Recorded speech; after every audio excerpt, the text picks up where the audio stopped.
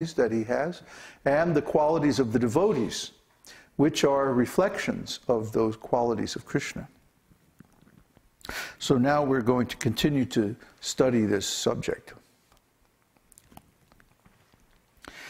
Some things which give impetus or stimulation to ecstatic love of Krishna are his transcendental qualities, his uncommon activities, his smiling features, his apparel and garlands, his flute, his buffalo horn, his ankle bells, his conch shell, his footprints, his places of pastimes such as Vrindavan, his favorite plant, tulasi, his devotees, and the periodic occasions for remembering him.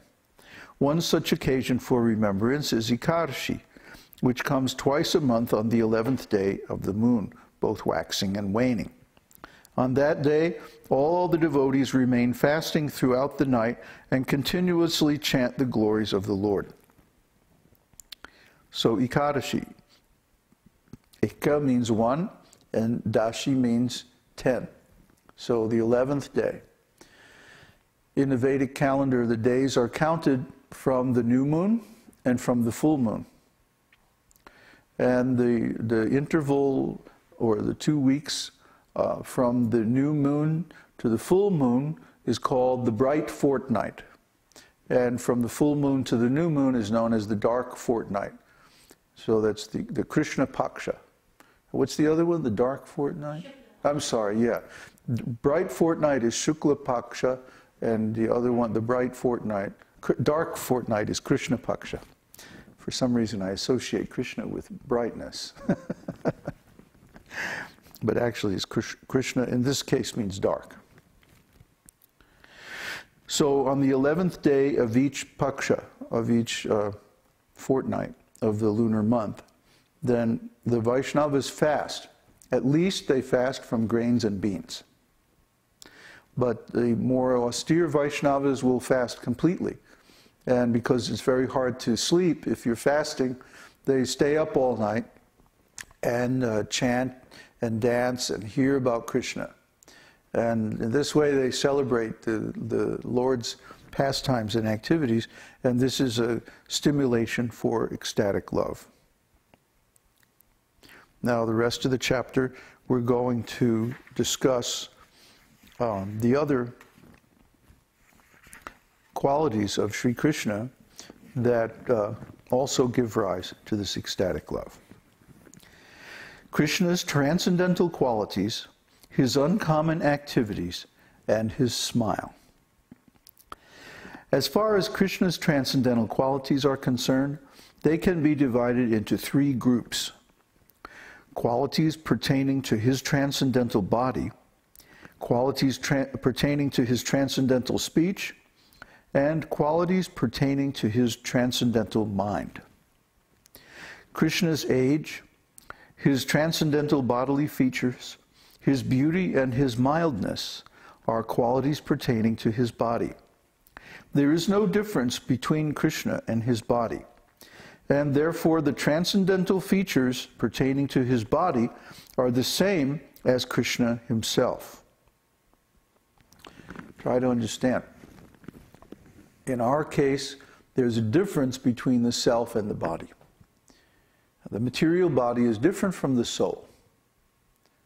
The material body follows the laws of the material world, matter, beginning with time. It's temporary. It comes into being at a certain time, exists for a certain length of time, and then it disappears. But the soul is eternal, which means it's never created and never destroyed. The principal symptom of the soul is consciousness. And consciousness is probably the most misunderstood thing in our existence.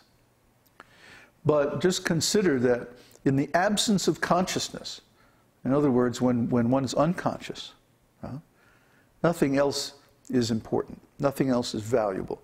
So consciousness is what gives the valuable things in our life their value. Because without consciousness, they have no value. They have no interest. We have no connection with them. They're gone. We can't even be conscious of them. So consciousness is the precursor, it's the preliminary factor that makes everything else in life possible. Without consciousness, really, we don't have life. Consciousness and life are the same thing. So this consciousness in our existence is separated from the body. It's a separate phenomenon from the body. The consciousness or life comes into the body at the time of conception, and it leaves the body at the time of death.